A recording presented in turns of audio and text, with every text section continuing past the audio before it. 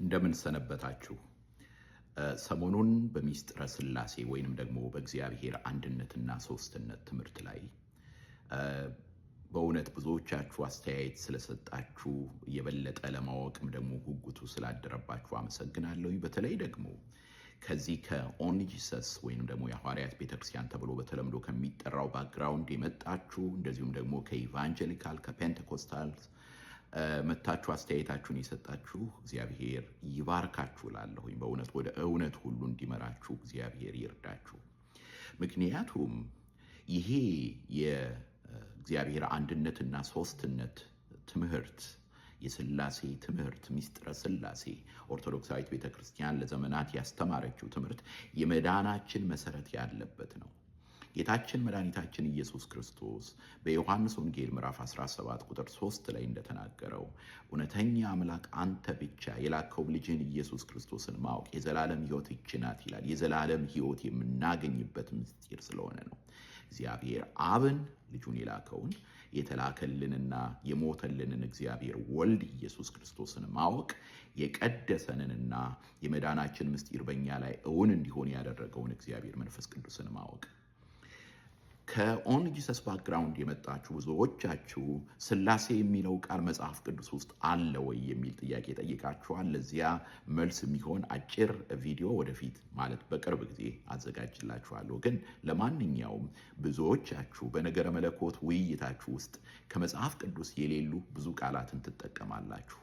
ምክንያቱም የነገረ መለኮት ቋንቋ በመጽሐፍ ቅዱስ ላይ ያለን እውነት ለመግለጥ ሰዎች የሚጠቀሙበት ቋንቋ ነው። ያንን በሰፊው እናየዋለን። ምንም ችግር የለም። ለዛሬ ግን በተለይ ከኢቫንጀሊካልና ከፔንቴኮስታል ባክግራውንድ ለመጣችሁና ኦርቶዶክሳዊውን እውነት ለማወቅ ለምትፈልጉ አንድ የማስጨብጣችሁ ሐረግ አለ። ያም ፈንክሽናል ሴባሊያኒዝም ወይም ደግሞ ተግባራዊ ሰባሊዮሳዊነት የሚል ነው። ሁለት አይነት ሰባሊዮሳዊነት አለ። ፎርማል ሴባሊያኒዝም አለ፣ ፈንክሽናል ሴባሊያኒዝም አለ። ምን ማለት እንደሆነ ልንገራችሁ። ይሄ ተግባራዊ ሰባሊያኒዝም ወይም ደግሞ ተግባራዊ ሰባሊዮሳዊነት ብለን የምንጠራው በሶስት አይነት መንገድ በዚህ በኦርቶዶክሳውያን ባልሆኑ የእምነት ተቋሞች ውስጥ ሲገለጡ እንመለከታለን ያለን። የመጀመሪያው አንደኛው የእግዚአብሔርን አንድነትና ሶስትነት አምልቶ አስፍቶ የሚያሳይ ትምህርት አይሰጥም።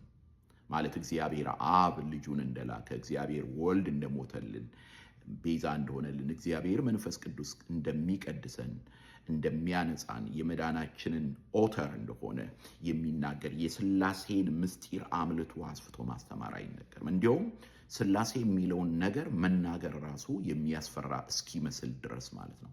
ይሄ እጅግ በጣም አደገኛ ነው። ምክንያቱንም ደግሞ በኢትዮጵያ ውስጥ በገሃድ እያየን ነው። ብዙዎች ከኢቫንጀሊካልና ከፔንቴኮስታል በተለይ ከፔንቴኮስታሊዝም ልምምድ ውስጥ ነው በገሃድ ወደ ኦንሊ ጂሰስ ሙቭመንት ውስጥ እየገቡ ያሉት። ለምን? ምክንያቱም ነገረ ሥላሴን ማስተማር ለመዳን ትምህርት አይጠቅምም የሚለው ነገር ስላለ ነው። ነገር ግን መጽሐፍ ቅዱሳዊው እውነት በአዲስ ኪዳን የተገለጠልን የእግዚአብሔር መንግስት መገለጥ ትሪኒታሪያን ነው። ማለትም የእግዚአብሔርን አንድነትና ሶስትነት የገለጠ ነው። ሂዱ በአብ በወልድ በመንፈስ ቅዱስ ስም አጥምቁ፣ የእግዚአብሔር አብ ጸጋ፣ የእግዚአብሔር ወልድ ቸርነት፣ የመንፈስ ቅዱስ አንድነት እንዲያድርብን፣ የሐዋርያት ባርኮት፣ እነዚህን ሁሉ ስንመለከት በቀጥታ መዳናችን ከሚስጥረ ሥላሴ ጋር ወይም ከሥላሴ ትምህርት ጋር የተገናኘ ነው። በሁለተኛ ደረጃ ይሄ ተግባራዊ ሰባሊዮሳዊነት ወይም ደግሞ ፈንክሽናል ሴባሊያኒዝም ብለን የምንጠራው በጣም ራምፓንት የሆነበት በጣም በሁሉ ዘንድ የሰረጸበት ምክንያት ከሥላሴ አካላት መካከል አንደኛው አካል እግዚአብሔር መንፈስ ቅዱስ፣ ሶስተኛው አካል ማለት ነው። እግዚአብሔር መንፈስ ቅዱስን ብዙዎች እንደ አካላዊ ኃይል ወይንም ደግሞ ኢምፐርሰናል ፓወር አድርገው ነው የሚያዩት። ዝም ብላችሁ ተመልከቱት። ለምሳሌ በዚህ ዘመን ያሉትን ሐሰተኛ ነቢያት ወይም ደግሞ ሐዋርያትን የሚሉትን ተመልከቷቸው። እንዴት አድርገው መንፈስ ቅዱስ ማለት የነሱ ታዛዥ ነው፣ እነሱ ማኒፑሌት የሚያደርጉት ነው፣ እነሱ ኤክስፕሎይት የሚያደርጉት ነው። ነገር ግን አባቶቻችን እንዳስተማሩን ጌታ ማህያዊ በሚሆን ከአብ በተሰረጸ በመንፈስ ቅዱስ እናምናለን። እንሰግድለት እናመሰግነውም ዘንድ ከአብና ከወልድ ጋር በነቢያት አድሮ የተናገረ ነው። እንሰግድለት እናመሰግነውም ዘንድ ፈቃዱን የምንጠይቅበት የሱን ሐሳብ የሱን ፈቃድ የምናደርግበት እንጂ ማኒፑሌት የምናደርግበት አይደለም። ሶስተኛው አምልኳቸውን የብዙዎቹን ካያችሁት ኦንሊ ጂሰስ ነው፣ ትሪኒታሪያን አይደለም። የአዲስ ኪዳንን ጸሎት ተመልከቱ፣ የአዲስ ኪዳንን አምልኮ ተመልከቱ። እነ ቅዱስ ጳውሎስ ምን እንደሚሉ ተመልከቱ። አባትነት በሚሰየምበት በእግዚአብሔር አብ ፊት እንበረከካለሁ ሲል እንመለከታለን። ወደ እግዚአብሔር አብ፣ ወደ እግዚአብሔር ወልድ፣ ወደ እግዚአብሔር መንፈስ ቅዱስ ነው።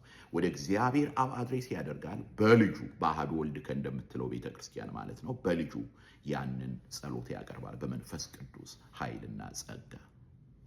ስለዚህ እነዚህ ሶስት ነገሮች በተደጋጋሚ ጎድለው ስለሚታዩ ብዙዎችን የህይወት መንገድ ከሆነው ከሥላሴ ትምህርት እያራቀ ይገኛል።